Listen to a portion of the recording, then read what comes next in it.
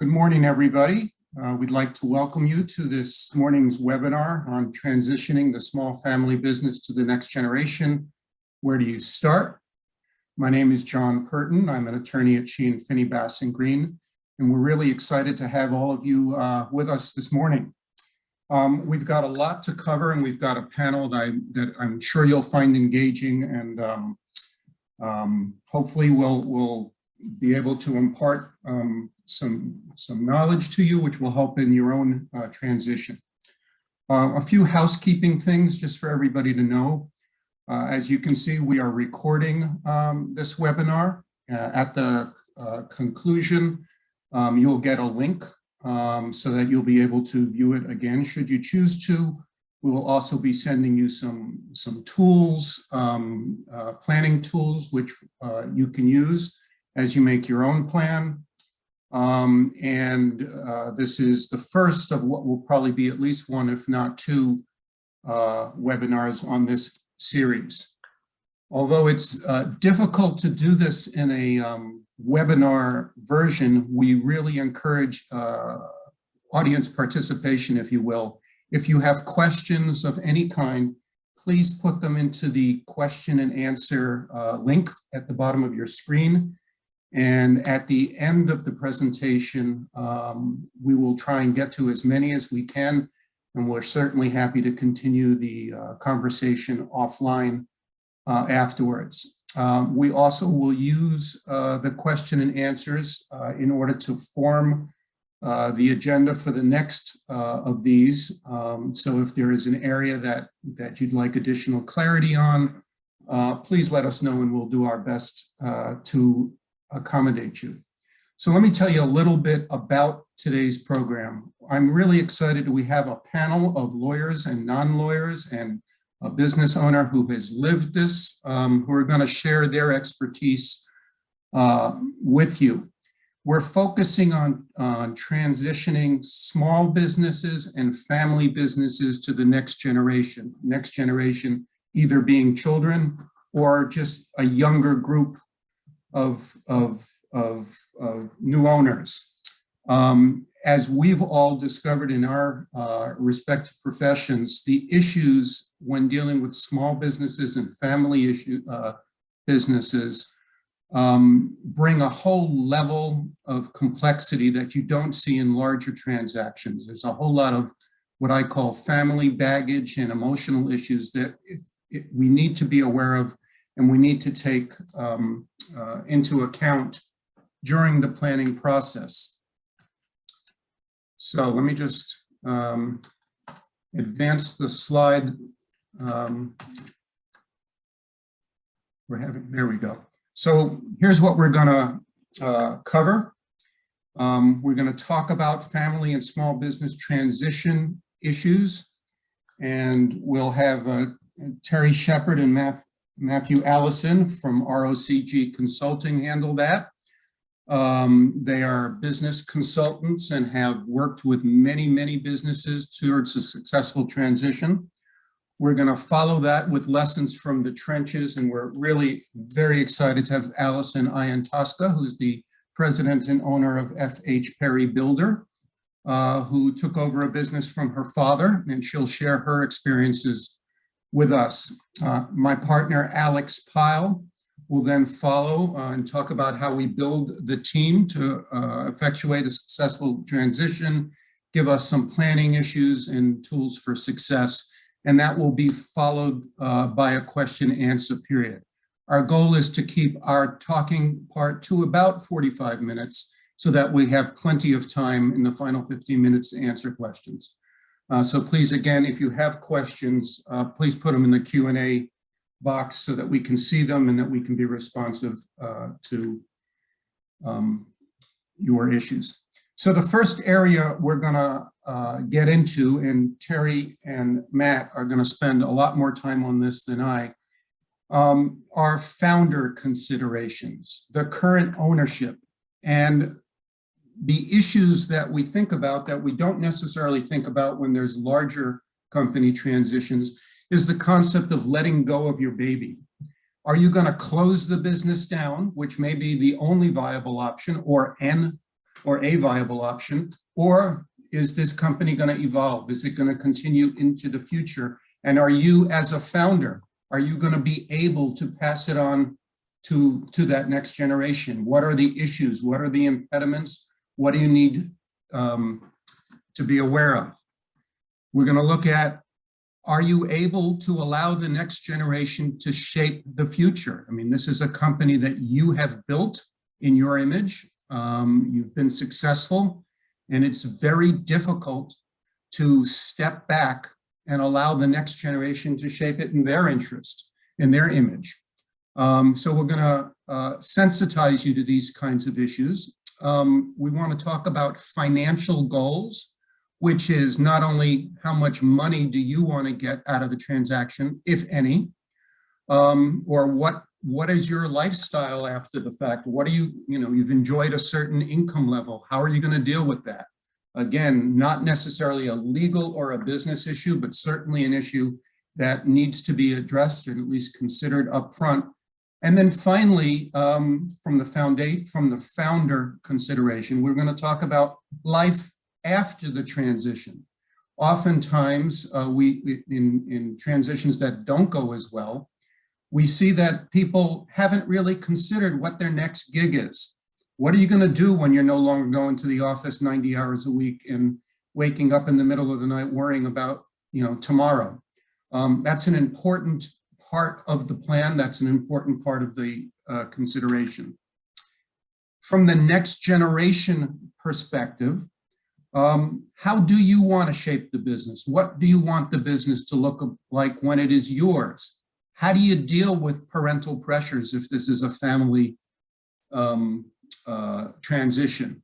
What about sibling, or if you have a partner, a friend that you're taking the business over with? How do you deal with potential rivalries, or I sometimes refer to all these as the emotional baggage when you're doing a transaction with a close friend or a family member? Do you really have a grasp on the harsh reality of running a business? I think any business owner will tell you that it's not a 9-to-5 job, and that perhaps some of the reality, different people are able to deal with this in different ways, but I've heard from many that a lot of the reality of running the business happens between 3 a.m. and 5 a.m. when you're lying in bed, worrying about payroll or employment issues or whatever it'll be. And then finally, what are your financial goals? Because your financial goals may not be the same as the founder's financial goals. Are you able to take a salary? Do you want to take a salary? Is there a retirement thing? How are you going to pay your employees? So these are the kinds of issues that we're going to look at. With that as a sort of an introduction, what I'd like to do at this point is turn this over to our colleagues, Terry Shepard and Matt Allison at ROCG Consulting. And as I mentioned in the outset, Terry and Matt and their consulting company have worked with, probably hundreds of transitions from a non-legal perspective, and have a really good experiential base and knowledge that they'll share with you. So let me turn it over to Terry and Matt, and then I'll be back when they're done. Thank you, John. Thank you, John. Excellent. Welcome, everyone. Thank you for joining us this morning. Terry and I are going to walk you through a little bit of what ROCG does in family transfers and how we facilitate the entire process. In any transition, it's important to assemble a proper team. It really gives a third party and neutral opinion into a lot of the different emotional items. And what ROCG really does is it focuses on bridging the gap between the emotional side and any sort of financials. Too often business owners and just business personnel in general focus on the financial aspects of things versus what the overall impact on life will be. So it's really bringing everything back and looking at the core values and a holistic approach at the transfer. So what are the benefits of family transfers? When we go through things, typically you're going to hear a business owner immediately jump to estate and wealth transfer. Kind of going through, I want to reward my children for their contributions over past. A little bit of tradition and legacy and a sense of achievement when it's all successful. But in reality, when we back out and we take a look at these, we really want to say, what's the most critical component of this transition? What's going to bring the most joy to the family when it's successful? And that typically rolls back to transition and legacy. Really, do you want the business to run on as a family business with personal objectives as the focus? Are we going to maintain the name recognition versus trying to go outside? And then we step back and we say, okay, where's the next? And that sense of achievement is really the next critical component. Once you can do this and you get that transfer over, the next generation is extremely proud to usually pronounce, hey, my parents started this or my grandparents started this business. We're in the second, third generation, and we absolutely love it. That brings in the reward for contribution. Typically, the children are working their tails off for a long period of time. And if all those three are done correctly and structured, the estate and wealth transfer kind of comes as a secondary nature. Matt, if I can add on that initial planning and the objectives of really key that any of this planning has to start with the personal objectives, both financial and non-financial, of both the owner and their significant other. And to really look at, doesn't matter if it's a first generation transfer or the third or fourth, and I've been involved with the fifth generation. Is this something that the next generation really wants? Or is it the family pressure of our mom and dad's pressure of taking over? It's almost like an obligation. And if there are siblings involved, do they get along? Should they be working together? So this initial stages of looking at these, what the personal objectives are and who's going to be involved in this, you really need to zero in on those emotional issues. The left brain analytical, that to me is pretty easy, and it's very mechanical. It's really the ability of being able to switch back and forth between the right brain and left brain issues to be able to make sure that we identify landmines. And part of the planning, we put something in place to help mitigate it or remove it altogether. And with that, as Terry noted, there's certainly large challenges there. And honestly, the odds are against everyone in family transfers. So historically, 2/3 of family transfers end up failing. And we're going to walk through a series of different things, how we can structure and plan, how we can focus on open chains of communication that are neutral as far as emotions tied to the family side, as well as making sure that the business impacts don't necessarily impact your family dynamic. After that, you're down to about a 90% failure rate on the third generation, and very, very few, basically a handful of businesses making it to the fourth generation and beyond. Yeah, this is the early part of that planning, Matt, that I alluded to at the very beginning. Oftentimes, when the children are young, the owner and mom and dad wouldn't it be nice if little Johnny takes it over, little Susie takes this over? And it's always been somewhat in the background of a lifelong dream of hoping that would happen, and they're able to set them up for the children, set them up for success.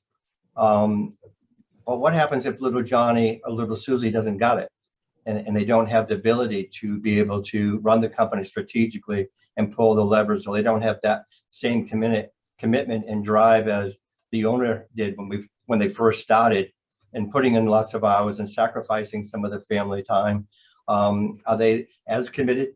What happens if there are, the adversity?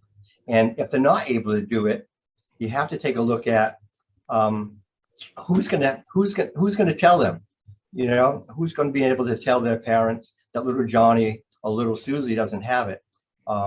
And those are really emotional conversations that we've had with both the parents and the children, to be able to get right down to the heart of the matter and to work something out that kind of make sure that the transition to the next generation is successful, and that we are one of the 1/3 that completes this successfully.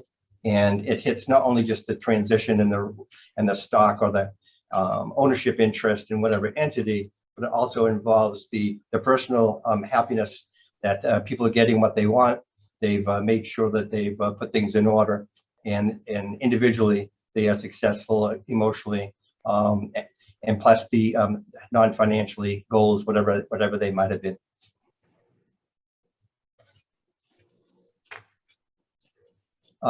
So when you're looking at the owners and parents, I mean, these are the first things that I ask, and I actually have an article on family business, and I think that's one of the articles that John talked about that we'll be sending out, or certainly if you want one on request, we can send it if it's not going out automatically.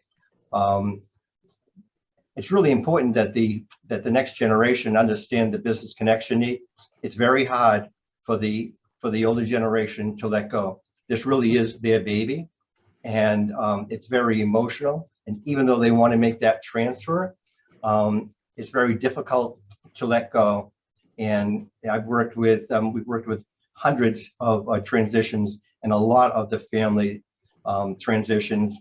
And as much as in this particular case, I'm thinking about the dad really wanted to work for a long time of getting this transition to the son. When they were working with us eventually, because they were not able to do it, they were the second or the third year in, and dad was still looking at, well, it's not the right time, not the right time economically, it's not the right time. And that was just him fearing to let go. And that required some frank conversations that you have to have in that situation to be able to let go, because sometimes little Johnny is now 55. And it's very important for those future leaders to really understand those emotional issues. And it's not really, as the slide says, as simple as up and out. It doesn't happen like that. And that the older generation really does need to plan for what participation are they going to have in the ongoing entity, for how long.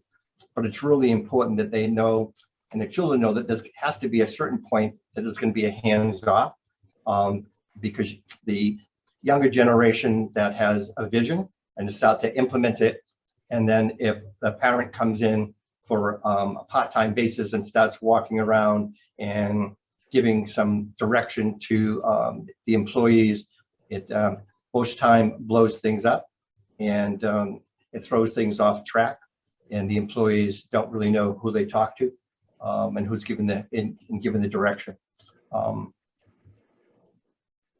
I've also found situations that the next generation, to really understand the financial pressures they're going to be taking over, they're going to be responsible for a lot of employees, families.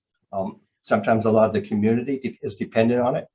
Mom and dad might be dependent on a certain monies going out to them on a regular basis, which we try to make sure we're decreasing, and not having them dependent, so they're not going back to the next generation, 5 years later, knocking on the door asking where their rent payment is, or where their check is. So there's a lot of ground rules that you really need to go through and to find out, and let the parents know of what the emotional issues they're going to be going through, and making sure that the younger generation also are aware of those, and that they really are ready to take over, and that they've been tested.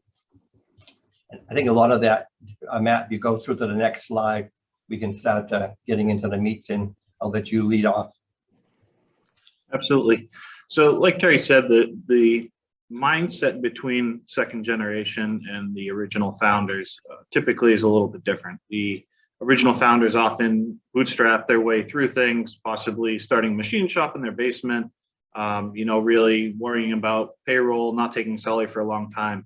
And because of the business maturity at a point of a transfer, a lot of times that next generation doesn't necessarily have the same experience. With that, we found a lot of business owners, that first generation, tend to be apprehensive to proceed with the transition, or trying to drag their feet. As a result, and the quote is, I don't want to give them my burden. And they look at this business as that, because they went through those hard times. More often than not, we find that those businesses are actually not a burden at all. They're very profitable, they're flourishing, but it's usually easier to retain those times, the memories of when it was really hard, and trying to say, well, I want to protect my children and the next generation from those experiences. So when we go through this in the next generation and establishing future leaders, one of the biggest things is really, who's going to run the business? And we know it's going to be the next generation, but it's identifying that there's a big difference between willingness, ability, and preparation. So when we take a look at it, a lot of times kids come in and say, absolutely, I want to take over the family business. I've got a liberal arts degree. I've never worked in a machine shop in my life, but I'll figure it out. And I want to do it sooner than later because I noticed that mom and dad seem to be doing pretty well.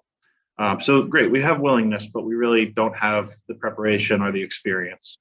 When we go through that and we try to identify, obviously we can bring anybody to that point of hopefully being able to take over and control a business through proper training and education and things like that. But really understanding it's not just, hey, I want to insert you into this business as a surprise to the employee base, and everyone's going to second guess your leadership.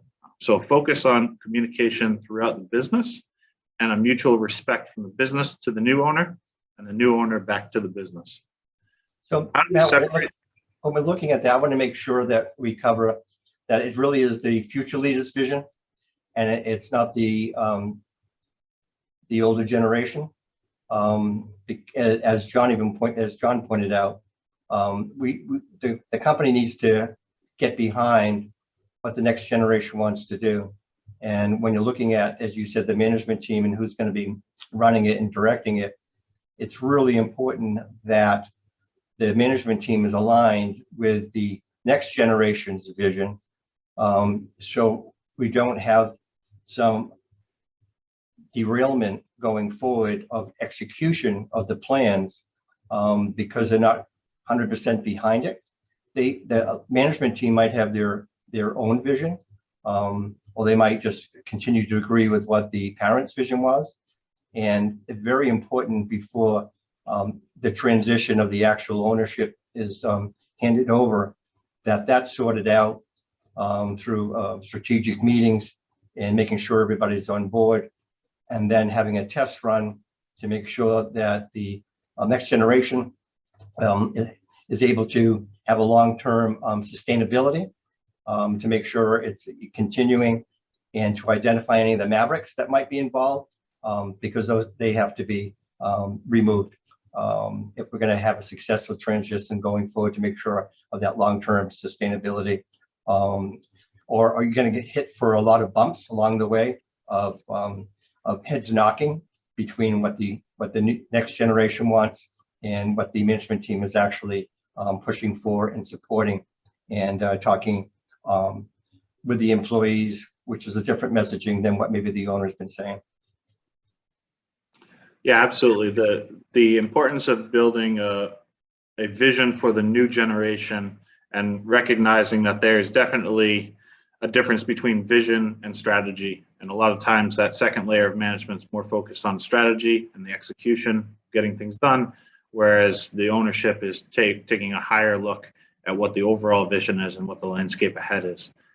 So assembling a proper management team in complementary roles to assist in any which way that's necessary. And a lot of times, again, bootstrapping, you kind of ran everything: financials, management, leadership, operations.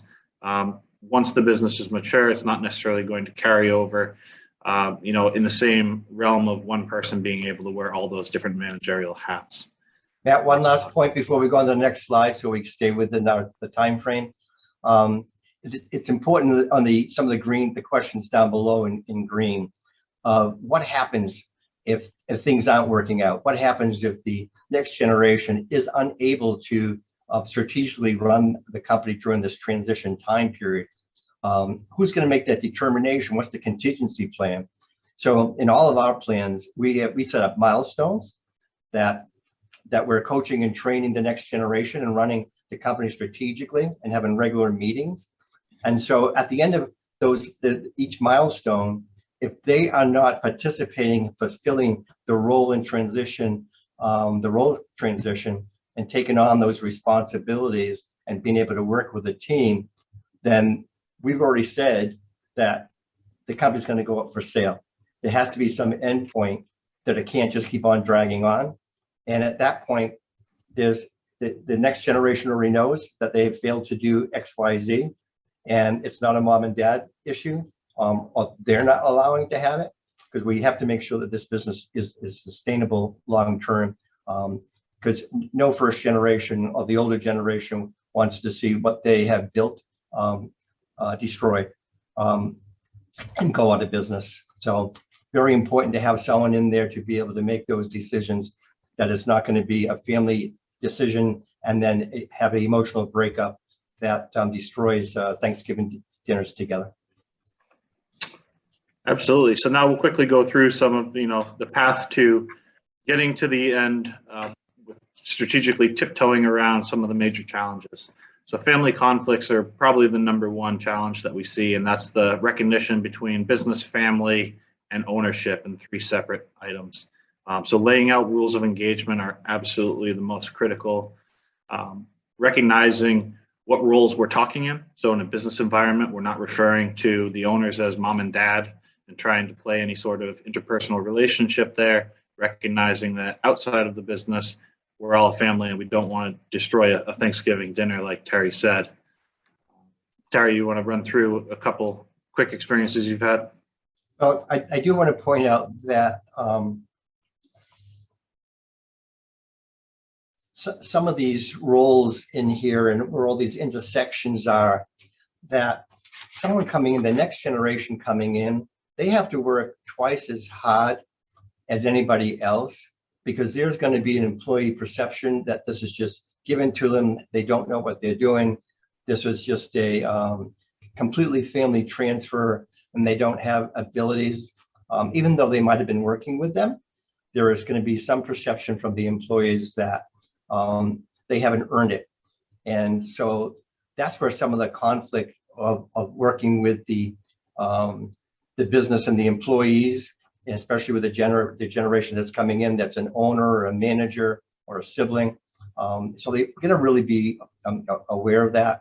And sometimes you really need to have that role of what we're talking in, and especially in a management meeting, it destroys any credibility when a daughter says, "Oh, Dad, come on, let's move on," or do whatever it might be.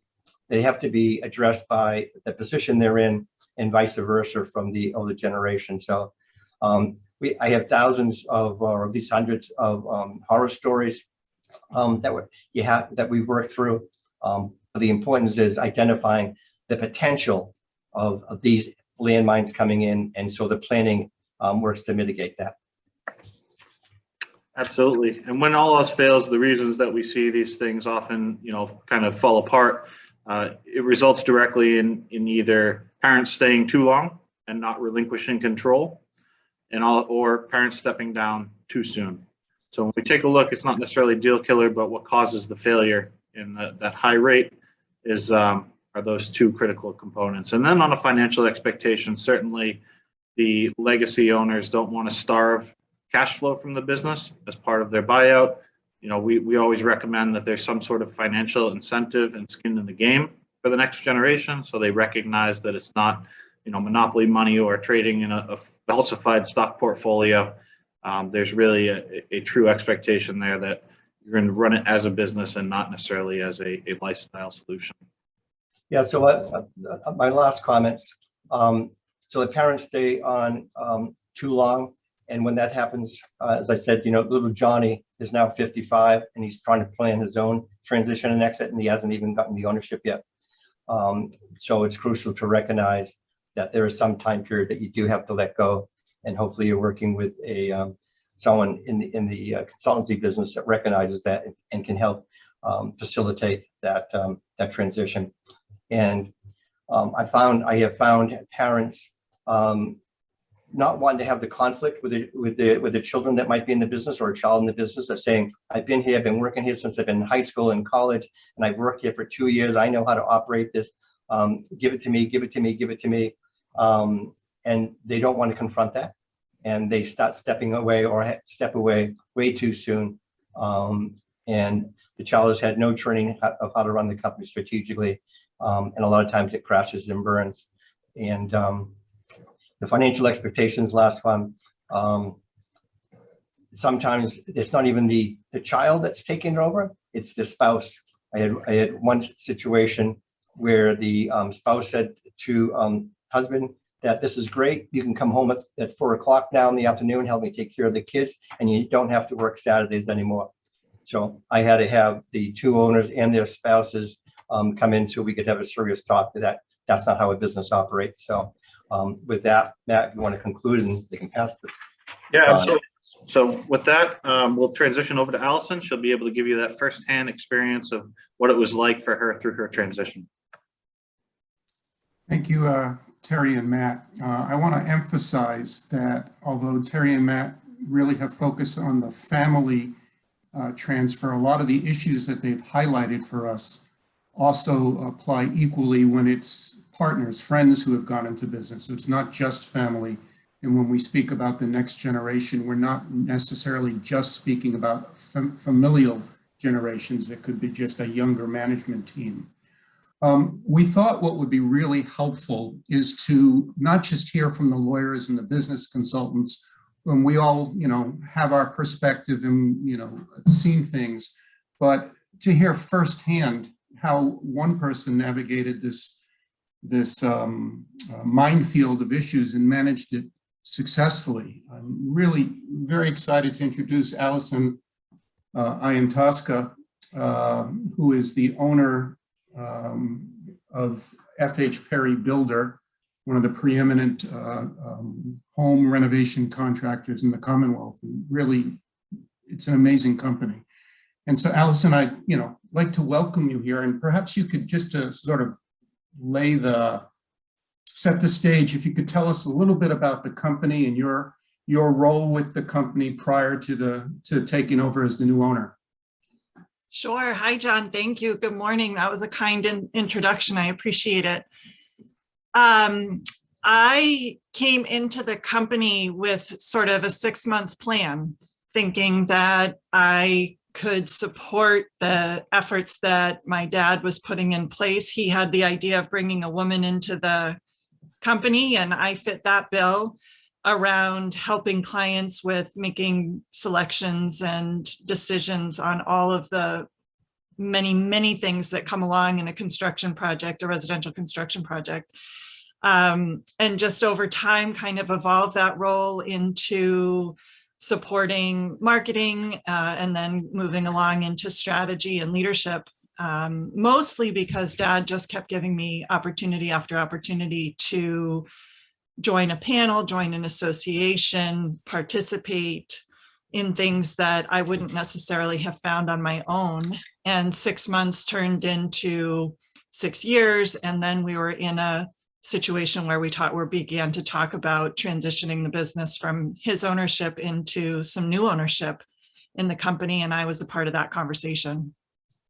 So Allison, I was struck by the fact that you said you started talking about the 6 years before it actually happened.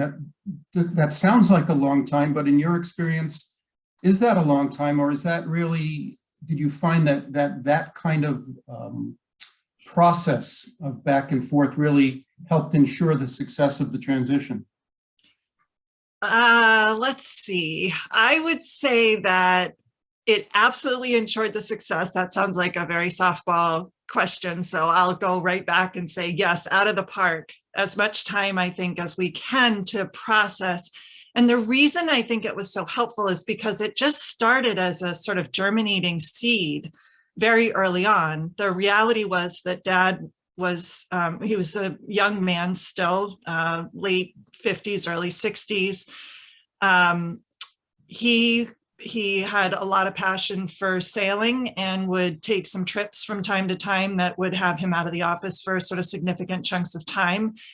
And for him, that began to be a reason to think about, what if something happens, or what is the success that the company will be able to find if I'm not here for whatever reason, hopefully a good reason because he decided to move on to other things. But where is the ownership path? And so that needed time in and of itself to process, to think, to talk with my mom, to talk to my sister, for the four of us as a family to even contemplate or consider, and then to really begin to develop conceptually what that would look like within the organization. But each piece took its time, and that really allowed us to germinate the seed, plant it, water it, let it grow, to carry on that metaphor. Did you, as far as the planning process went, you've mentioned, conversations with your father and your siblings. Did you also have any need to consult with outside business advisors, or were you able to do it all in-house, or how did that work? Yeah, so you know what I was thinking, John, as I prepared this, and you were so much a part of this and have been a part of our lives together. There are certain things that we do as adults that are really hard to do, but you assume because you're an adult, you're supposed to know how to do them. And this is one of those things that you don't really learn in business school. You don't really learn because you don't do it until you're doing it. So I think the piece I want to share with our audience the most is to say, you don't know how this goes because you've never been in it. And then on top of that, there's the relational and emotional piece that you have to take into consideration. So for us, it was really important to bring in people who could guide us, who could present multiple options, who could help us think about different ways of doing it, who could say, I know businesses who have done it this way and this way and this way, and could really help us begin to shape something that wasn't out of a box, but gave us the opportunity to really put our value system in place and have us really think about the parts and pieces. But you need that person to say, for me to be able to say, I've never done this before. Can you help me answer some of these questions that I'm going to feel really overwhelmed by? But there's no reason I should know the answer because I've never done this before. So I wanted to have lawyers and consultants and accountants and a sort of a variety of different experts and experiences available at my fingertips. So I guess the takeaway that I'm hearing, Allison, is that these transfers are not cookie cutter and that each one has its own nuances. And it sounds like you guys were wise enough to recognize that so that you could shape the transaction as you guys envisioned it. I imagine, notwithstanding that the transition ultimately was successful, that was not without its hiccups. And I'm wondering if you can share your experiences and how you dealt with things that didn't go exactly as you had envisioned and how you overcame that. Yeah, absolutely. I really appreciated the slides that Terry and Matt were sharing and actually learned a lot from that. The notion of the planning of the transition between Dad and us as the next generation, and I should say that I bought the company with two other partners, and actually those two partners have since moved along, so I'm now the sole owner. I think the part that we took too much for granted was that we were already a functioning working team, which we absolutely were. And we really enjoyed each other's company and we really enjoyed each other's successes. However, when you layer in the responsibility of ownership, what that means financially, what that meant to each of us quite differently inside each of our family situations, our individual family situations, and then thinking about like that one slide that sort of laid out, what are the roles and responsibilities? How are we going to deal with conflict? Who is going to make decisions? Where are we going to really think about where our individual strengths lie in developing a course of action for when things come up in the organization? So in other words, what's our management structure going to be going forward? And do we really have all the things that it takes in order to be able to deliver this real strong ownership leadership team? So willingness, preparation, and experience, I took away from what Matt and Terry said, really using that as a very simple way of understanding what we each brought to bear and how we could do it in our best possible way. Allison, having been through a transition, and I'm projecting a little bit. I know you're still a young person, but have you started thinking about what's next and transitioning yet again? Have you? I know you said you started the conversation 6 years prior with your dad. Are you looking at are you starting to look at what's next? And if so, what kinds of things are you doing? Yes, thank you, John. I'm 50, or I will be 50 this summer. And knowing that it takes the time that it takes, so let's call it a 5-year plan. If I start when I'm 55, then I won't be 60 until I'm in a position of transitioning. So just strictly from a sort of thinking about what I want the next chapter of my life to be, how I want to use FH Perry Builder as a platform for some other things that I might want to experience or be a part of, how I might be a part of the industry in a different way. And the fact that I have some people who I've been working with for 15 or 20 years who are sort of saying to me, this is great, Allison, but if I'm going to end my career here too, how do I get some skin in the game? And so we've begun some conversations about, at the very least, helping people have some minority share position within the context of the company. For me, that means that I'm retaining my strongest assets in my people. And for them, it means they feel like they're a part of the organization in a much deeper and more meaningful way. I'm hoping that that will create a pathway for us to continue to talk about leadership and ownership development. And just as a quick side note, I think it's really important that those two things can actually be separate. I would, at some point, Terry and Matt, I'll give you a call and we'll talk about that. But there's something really interesting to me in thinking about, just because you're an owner doesn't mean you need to be the leader. And just because you're the leader doesn't mean to be an owner. I think it's really important to understand the skill set involved. And so this is helping us to begin to have those conversations so we can lay out a nice pathway going forward. Great. Well, thank you, Allison, very much for your insights. I'd like to just remind our audience that we have the question and answer box. Allison is here, and she's lived this directly. So if there are things that you'd like her to expand on, or any of us, please put it right into that question and answer thing. I know that I'm really excited to watch the evolution of FH Perry Builder, and maybe in 5 or 10 years we'll do this again, and we'll hear about how the next transition, if it has occurred by then, has gone. So thank you very much, Allison. With that, I'd like to turn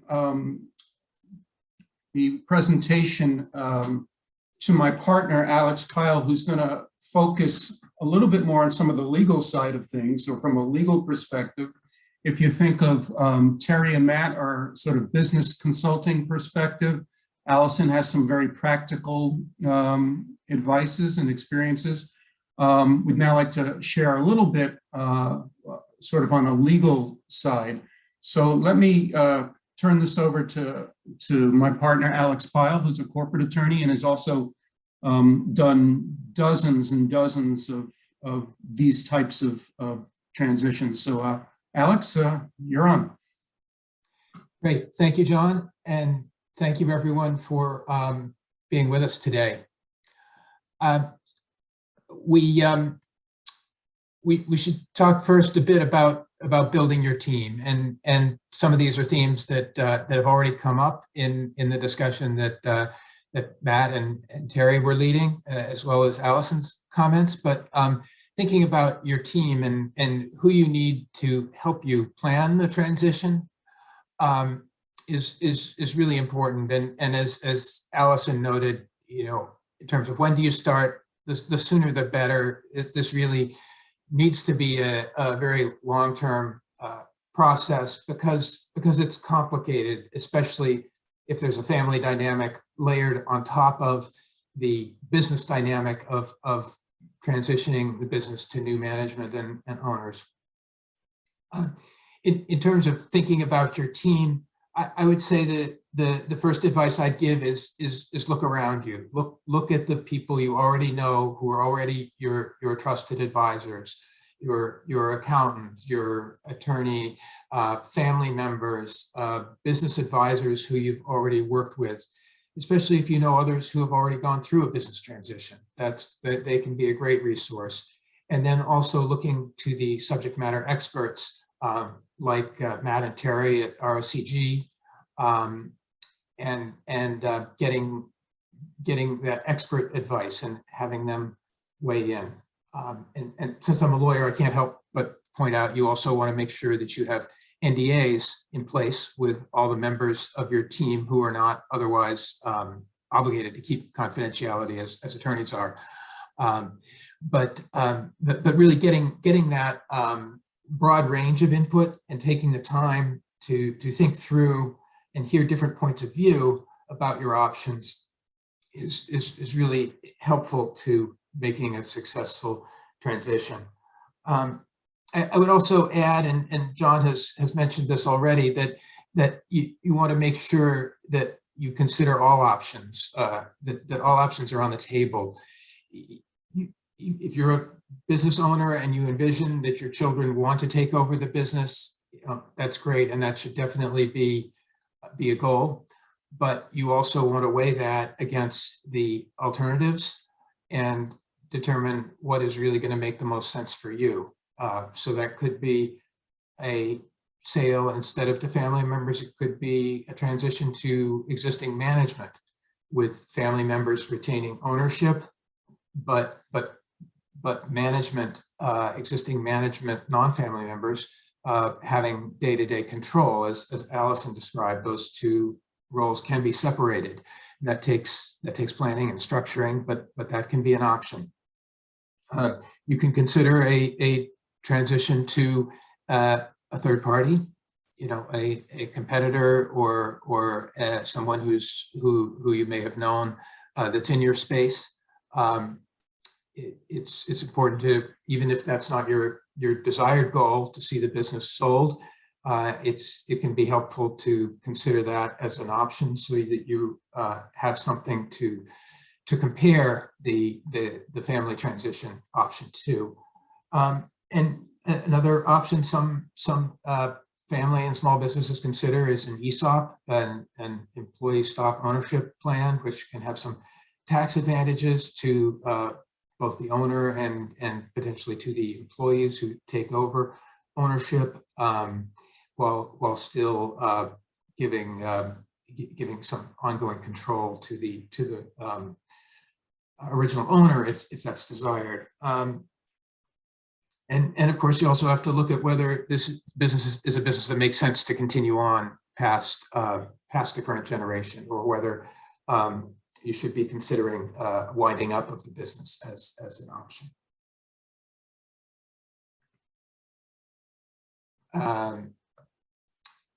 Thinking about planning, and I'm mindful of our time here, but just to touch on some of these issues that haven't been covered already. Planning out your time frame, considering the financial terms. Is the plan to simply gift shares to the next generation, or is it to have some skin in the game, as Matt and Terry mentioned? Have a buy-in by the next generation, maybe not out of their own pocket, but maybe it's a payment out of business operations that continues to go to you to pay for your shares as you're transitioning ownership to the next generation. You also want to think about the steps you need to take to prepare your business for the transition. Cleaning up liabilities. Many small businesses will distribute cash to the owners through loans to the owners to avoid immediate tax on the distribution. Those are going to need to be cleaned up, and there can be tax consequences to doing that. You want to consider whether any of your contracts, your leases, or your loan arrangements have restrictions, and you're going to need to get approvals as part of a transition plan. Are there going to need to be consents, or are you going to have to get your lenders or your landlord or other comfortable that you're stepping back and someone else is coming in and that they're going to consent to that change if their consent is necessary under the terms of the contract? Are there any licenses or permits that you hold that are going to need to be transferred over to the next generation? That can also be a consideration. Taxes can be a significant consideration in planning a transition, both income tax in terms of who's paying the tax for the ongoing operation of the business as the transition is taking place, and also estate and gift taxes, and trying to structure the transfer in a way that minimizes the estate tax burden that could arise from making an outright gift. Thinking about employment terms and finding the right team. It's been mentioned, test driving management before a transition happens, so there's a chance to see how's this going to work, how's this going to feel both to the current owner and to the next generation. And then thinking about governance issues, what rights, to the extent that there are minority owners or multiple owners,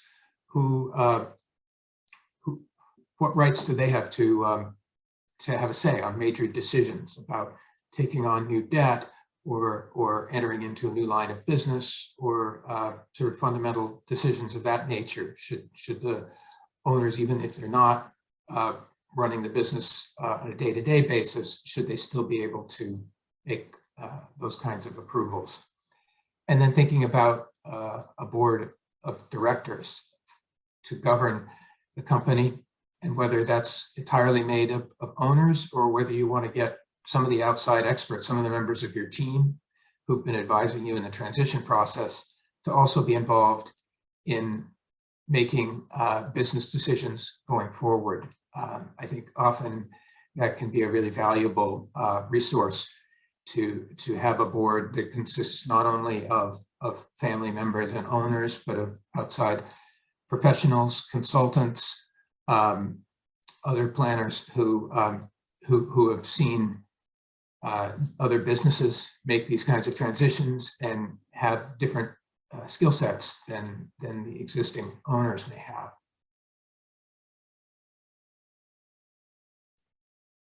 Thinking about a couple of tools, and we've covered these to some degree already: meetings, discussions, planning, checklists. We're going to send out after this webinar a sample checklist with some issues to consider for both the current owners and potential next generation or new owners, which can be helpful in terms of getting each side's perspective on their needs and wants, and also identifying areas where there may not be an alignment yet. And then outlining the governance agreement is really important to make sure that there's a clear definition of the roles of governance and roles that each participant is going to play in governance to ensure a successful continuation to the business. With that, I'll turn it over to John to talk briefly about what's in store for our second session, and then we can have some Q&A. Thank you, Alex. So I wanted to mention just very briefly, the goal here today really was to sensitize you to these issues so that we can start structuring the transaction. As I mentioned at the outset, we will be sending a link to this presentation, but we'll also be sending you a planning checklist, which will raise questions and give you the opportunity to start jotting down concerns, thoughts, issues. We would welcome after the fact, for you to share questions and issues. And our plan will be in the next few weeks, you'll get an announcement from us of our next session where we'll really take your questions and take these issues and really start putting the meat and bones to how to bring a plan together. I wanted to spend a few minutes. We've had really a very a good response here, and thank you all for being here and for participating. But we have some questions that I'd like to address, and I think the first one I want to mention probably is one that Matt and Terry can handle. The person asked. Says, I have very little knowledge of my parents' business and would be coming in to train alongside them at some point. Any advice on perception and behaviors that will keep myself in good light to my future employees? So in other words, the concern about you're just somebody who's been put in place and don't know what you're doing. How do you keep the employees? How do you earn the respect of the employees and moving that? So Terry and Matt, can you offer some insight on that? Sure. I get a roll up your sleeves. You have to take on the jobs that nobody else wants to do. If the trash cans need emptying, you should be doing that. And just working hard, making sure we're not referring to mom and dad in normal conversations. Try to address them by their name, and don't pull on the strings of the family business when you're interacting. But certainly if you take on different job levels, then they'll see that you have a wide experience when the time comes, and you know every facet or most of the facets of the business and have a working knowledge. And I think that's really important to have other employees embrace you down the line, because you've worked with them, they've seen you at action, and you're not afraid to get your hands dirty. Great, thank you. Next question, I guess, is really a fairly technical legal one. The question was, do we recommend using something, a legal tool called defective grantor trusts to transfer family business stock to the next generation? I guess, Alex, you'd be the person to comment on that, if you would. Sure. Yeah, so an intentionally defective grantor trust is an estate planning tool that is used sometimes in connection with family transitions, business transitions. Basically, what it involves is setting up a grantor trust, and a grantor trust is generally one where the income of the trust is still taxed to the owner, and the owner is still the grantor of the trust is still treated as the owner of the property, both for income tax purposes and estate tax purposes. But it's possible to create a grantor trust that is, as they say, defective, but really intentionally so that the asset is out of the grantor's estate for estate tax purposes, so that the appreciation of the asset is going to the benefit of the successors, the next generation, but the income is still taxed to the grantor, so that the grantor is able to pay that burden and not make the next generation or the trust pay for that. That certainly can be a useful tool. I would say I'm not an expert on estate planning, and I would say that there's no single right answer. It really is going to depend on each family's circumstance and situation, whether that structure or other types of estate planning vehicles, and there's a lot of them, and there's a lot of creativity that can be employed there to structure things. So I would encourage you to consult with a estate planning attorney who has experience with business transitions to help structure the plan that's going to work best for your individual situation. And Alex, if I could just add to that, and before doing, I mean, really that's part of the objectives of what we're trying to accomplish. And I think that has to be laid out of what the different sides are looking for, financially and non-financially, to see if that's an effective tool but I agree with Alex, it certainly can be one of the mechanisms to be able to transfer and for tax minimization. Again, the circumstances have to be not just that one issue and letting the tax tail wag the dog. This next question really actually is directed to Allison. The person asks, is there a typical or desirable amount of time that a successful transition might take place in your experience? How long was Allison's experience, for example? I saw that question come in. I've been sitting here thinking about the different pieces. For some reason, 5 years sort of sits in my mind, but there are so many parts and pieces to it just from start to finish. So not exactly sure sort of what the question is about time frame, but I would say it takes a good chunk of time to really germinate and let the idea kind of sink into the experience of the company and of the family. And then there's a good chunk of time required for process and how we're going to do it and asking the questions and getting to a place where you actually really feel like you have a deep understanding of how you're going to proceed. And that just takes time. Again, back to my point about you haven't done this before. So you need to take the time to learn it and then put the right one in place. And then I think there's a last piece where it's happening, but it may need some adjustment and transition. So even though we put a plan in place, it changed because people, when they were in the roles, suddenly had different ideas or we needed different things. So our contingency took a little time as well. So I think there are just some chunks of time that need to be committed to. John, if I can, the industry says a minimum of 3 to 5 years, and that's certainly our experience to allow the, and again, that's the minimum. Because Allison had pointed out earlier, the more time, the better. It's just like your investment portfolio. The more time you put into planning and allowing it to compound, the better results are going to be. But at a very minimum, 3 to 5 years to be able to do it successfully or have a chance to do it successfully to meet other goals and objectives that you might want. A related question just came in. Would Allison recommend letting family members know that they could be considered to come into the ownership plan? I imagine that we could get many answers on that one, but sure. Allison, do you want to take the first stab? Sure. I mean, my gut reaction is absolutely, especially because it takes a long time for people to begin to understand what that would mean or look like. So you need the process time. So I would absolutely begin the discussion as soon as you feel ready for it. I think on that too, it's very important to recognize that it's a two-way discussion.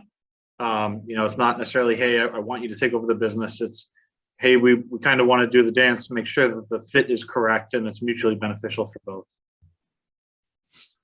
There are two questions that I'd like to touch briefly because I know we were trying to keep this to an hour. We're just about, actually, we're a couple of minutes over, but if you'll indulge us, another question, and I'll sort of throw this out there, says, what do you do if the next generation is running the business and making all the decisions, but the founder says he will not transfer ownership until he passes away? The founder plans to leave the business to his wife, so the son has to buy it from the mother. The son wants to purchase the business now. I imagine there's a variety of answers to that, and will all depend on the facts, but perhaps Terry and Matt, you want to take a quick stab at that, recognizing we don't want to run too far over? Sure. That's part of the discovery process, and it's still not too late. It's conversational. And what we've found on situations like that and the industry, there's a lot been written on it, and we certainly have. Some emotional issue, some emotional affair is most probably holding the dad back. It could be the loss of wealth, loss of control, loss of what's coming next. So it really is conversational to be able to just ask questions and explore and be able to try to identify that. And whatever his concern is, to be able to find a solution that acknowledges that and satisfies his need or his fear. And that's how we've done it in the past successfully. And then finally, Alex, perhaps I could throw this one your way, and you could recommend some strategies. The question is, as you're positioning a family business for ownership succession, and you find shortfalls in the leadership or talent you'll need, how do you effectively integrate the people selectively hired for identified leadership positions with the continuing family members? So in other words, how do you get the management team in place and how do you integrate it? And I would suggest that certainly has legal overtones, but it obviously has business consulting overtones, perhaps even more so. But Alex, do you want to take the first stab at that? Sure, thanks, Sean. So I think that's not an uncommon situation. Sometimes you find that the family members may not be the best fit for all the roles that they're needed to fill in, so it's really a matter of developing an appropriate management and governance structure that allows for all the relevant parties, management, family members, owners, to have a voice and to balance and their respective talents and all be heard. Because you do want to find a way to let everyone have a say, but also to make sure that the family members don't have undue influence in areas where they really don't have the expertise. John, if I can, hi Stan, who asked the question. I've worked with Stan, and it really comes down to he has an executive search business. And he's done a great job of the personality testing, of matching up to making sure that whoever the leaders can be coming in is going to be able to work successfully with the next generation. And then does a lot of, for a good year afterwards, coaching and training to making sure everything is going according to plan. And it's a lot of screening on his part. And I'm sure there are other companies out there that do that, but I know that Stan's had quite a bit of success, and as I said, my practice, I've used him from time to time. So with that, I'd like to thank all of the panelists for their time, and most importantly, I'd like to thank all of you for joining us this morning. What would be very helpful to us is our contact information is on the slide pack. You'll get an email from us, but if there are topics or areas that you would like us to go into more detail in on the next session, please let us know, because it would be easier if we were in person, that we could have this interactive discussion and solicit your input. A little harder on Zoom, but we would really like to develop the next program in a manner that is most valuable for you.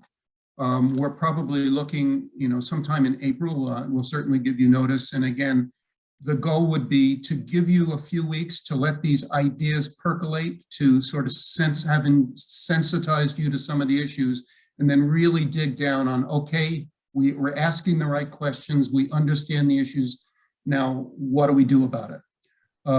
So with that, again, thank you all panelists and participants for joining us this morning. I'm looking out the window. It looks like a gorgeous sunny day, so it sounds like the perfect time for all of us to get out and enjoy it. And we will see you on the next round. Thank you very much.